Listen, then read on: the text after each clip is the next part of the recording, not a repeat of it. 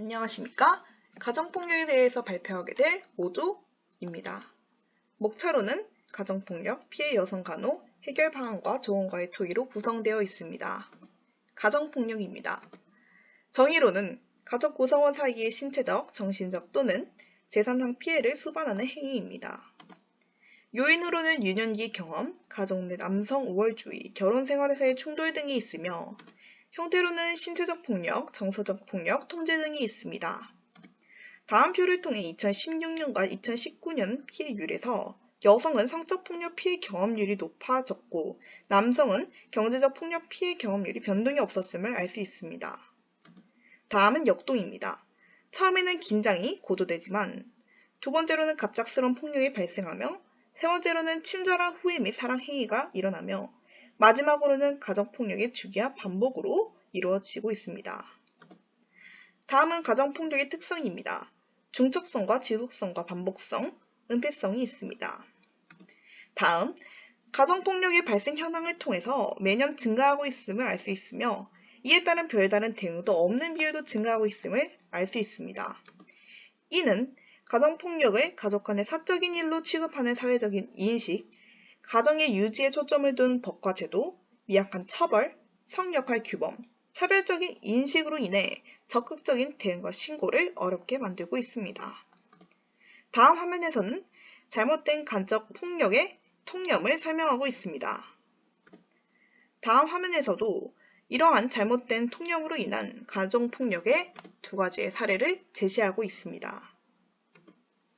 다음 화면에서는 가정폭력 처리 절차이며 경찰 조사, 검찰 조사, 가정법원 순으로 처리가 이루어지고 있습니다. 다음으로는 가정폭력 방지 및 피해 지원입니다. 총 4가지 지원 기관이 나오는데 여성긴급전화 1366, 경찰 112, 가정폭력 상담소, 가정폭력 피해자 보호시설이 있습니다. 다음으로는 가정폭력 발생 시 대처 요령입니다. 앞에서 나온 피해자 지원 기관 중에서도 1366 센터는 언제라도 전화로 피해 상담을 할 수 있기 위하여 전국적으로 통일된 국번 없는 특수전화를 사용하고 있고 가정폭력 상담소는 피해자를 임시보호를 하거나 의료기관 또는 가정폭력 피해자 보호시설로의 인도 역할을 하고 있습니다. 다음은 피해자 지원 제도입니다. 주거지원, 법률지원, 보호시설 지원, 의료지원이 있습니다. 그 외에도 피해자를 일시 보호하고 피해자를 신체적, 정신적 안정 및 가정 복귀 지원 등과 같은 역할을 하는 가정폭력 피해자 보호시설, 피해자를 치료하는 가정폭력 피해자 치료, 스스로 방어 보호 능력이 부족한 피해자의 권익 보호를 강화하기 위한 무료 법률 지원, 가정폭력 피해자 피해 회복 및 재발 방지를 위한 프로그램, 의료적 처지, 안전한 피신처 등과 같은 지역사회 자원, 여성폭력 피해 주거 지원 시설 등으로 통해서 우리나라에서도 피해자를 위한 다양한 지원이 이루어지고 있음을 알 수 있습니다. 피해 여성 간호입니다. 여기서의 간호사는 이와 관련된 충분한 지식이 있어야 하며 동정심, 현실감 등과 같은 능력이 있어야 하고 옹호자와 같은 테뉴를 지녀야 합니다. 다음은 간호 단계입니다. 첫 번째로 간호 사정입니다. 밑의 내용을 기반 잡아 가정폭력 위험에 처한 여성들의 특성을 사정해야 합니다. 다음에서도 밑의 내용을 기반 삼아서 여성을 사정하는 동안 민감해야 할 폭력 단서를 찾도록 합니다. 여기서 가장 중요한 것은 피해자와 상담과 공감을 통한 라포 형성입니다. 다음은 간호 진단입니다. 여성의 과거력과 신체 검진을 실시하고 상처 입은 경우의 실제 증상이 일치하지 않는다면 주장하는 사고 내용과 상처가 불일치함과 추후 관리가 요구됨이라고 적습니다. 이를 완벽하게 기록하는 이유는 법정에서의 증언과 증거로 제시할 수 있기 때문이며 기록 시 신원 보장과 안전을 위해 퇴원 서류에 가정폭력이나 학대에 대한 언급을 하지 않습니다. 다음은 간호 진단과 관련된 요인들입니다. 다음으로는 간호 중재입니다. 여기서 간호사의 역할이 제시되어 있는데요.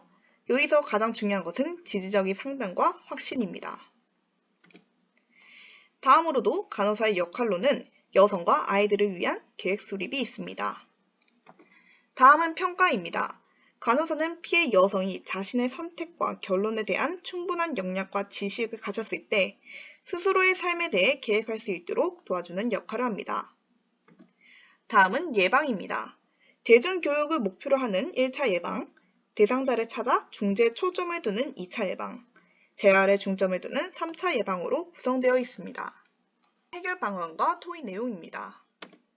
저희 조는 총 5가지의 해결 방안을 제시했습니다. 첫 번째로는 피해자의 경제적 능력 상실 예방 방안 마련, 두 번째로는 보건의료체계에서 가정폭력의 발견과 대응 강화, 세 번째로는 가해자 법적 조치 강화, 네 번째로는 대항폭력의 구분과 주 가해자의 식별, 다섯 번째로는 인식 개선을 위한 홍보 및 예방 교육 확대가 있습니다. 이러한 해결 방안에 대해서 저희 조는 가장 중요하다고 생각하는 해결 방안이 무엇일까에 대해서 토의를 했습니다. 장혜미 학우님께서는 피해자의 경제적 능력 상실 예방 방안 마련, 이학준 학우님께서는 인식 개선을 위한 홍보 및 예방 교육 확대, 라이언저 학우님께서도 인식 개선을 위한 홍보 및 예방 교육 확대, 김시윤 학우님께서는 보건의료체계에서 가정폭력의 발견과 대응 강화, 이혜경 학우님께서는 가해자 법적 조치 강화를 가장 중요하다고 생각하셨다고 하셨습니다. 다음으로는 출처 화면입니다. 이상 발표를 마치도록 하겠습니다. 감사합니다.